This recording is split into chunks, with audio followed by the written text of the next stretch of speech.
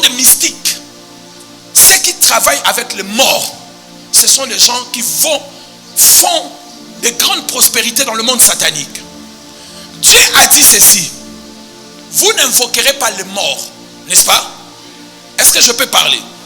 Vous n'invoquerez pas. Celui qui va invoquer les morts, Dieu fera quoi? Dieu va les tuer. Mais pourquoi Dieu interdit à ce qu'on invoque les morts? Parce qu'il sait que les morts parlent.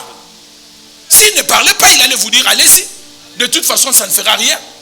Il sait les esprits de chromognon, l'esprit de mort, comment les morts peuvent travailler et la conséquence grave dans la vie des gens. Parce que quand les morts travaillent pour toi, ils viennent aussi avec l'esprit des morts pour vous détruire après. Et Dieu ne veut pas cela.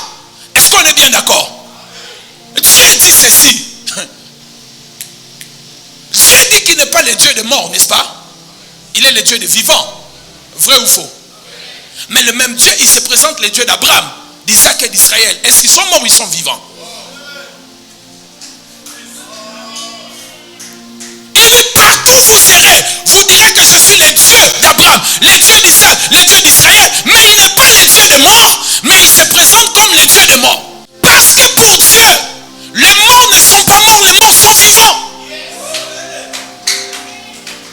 Et quand il parle de morts, il dit que les morts dorment. Il ne dit pas qu'ils sont morts. Ceux qui dorment vont se réveiller.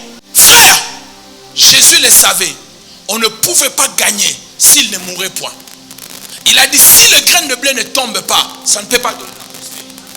Il devait mourir. Nous ici, nous ne sommes pas comme le peuple d'Israël. Je m'insurge. Je ne dis pas ici, allez invoquer vos ancêtres. Je ne dis pas garder vos morts à la maison. J'ai dit, nous n'avons pas besoin de Joseph. Nous avons besoin de Jésus.